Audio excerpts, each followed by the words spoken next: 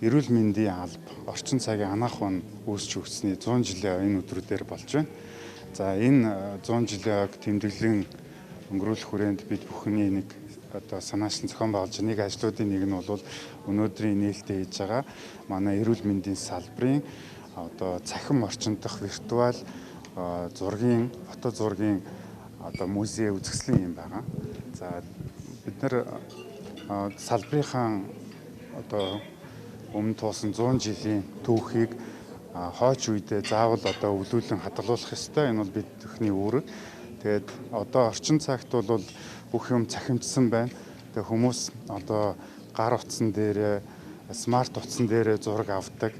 За хуучных шиг угаадгаа болцсон байна. Тэгээ магадгүй тэр зураг нь утасных нь аппарат нэвдэрдэг ч юм уу, дижитал орчин компьютер нь эвдэрдэг ч юм уу. Ингээд тэр бүх нандин дурсамжууд нь устж үгүй болох юм эрсдэлтэй.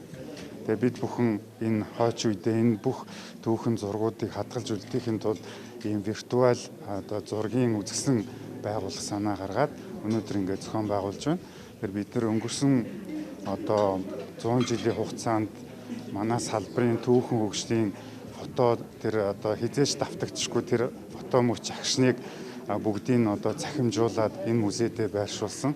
За мөн сүүлийн 10 жилийн хугацаанд манай салбарт болсон онцлог үйл явдлууд, за ер нь манай салбараас төрж гарсан алдартнууд, төр нийгмийн зүтгэлтнүүд гэдэг энэ бүх хүмүүсийнхаа энэ алтан моментуудыг нь хадгалах үүднээс ингээд зургийн цахимд байршуулж байна. Тэгэхээр ямар ч цаг хугацаа, орон зайг үл хамааран энэ захин фото зургийн үзэсгэлэн маань оршин тогтнож явах юм аа.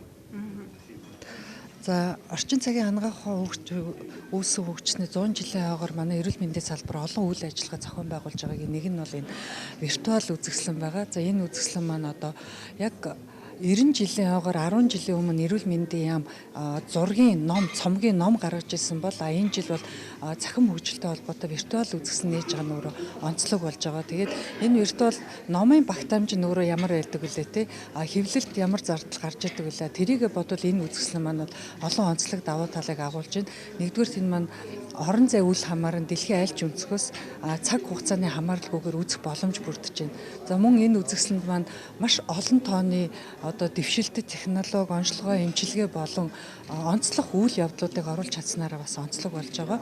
За мөн энэ эрүүл мэндийн салбар маань өөрөө цахим архивыг бий болгож байгаа. Энэ нь өөрөө цаашдаа энэ үзэсгэлэнгээ оноор нь баяжуулаад ингээд онлайн байх бүрэн боломжтой болж байгаа.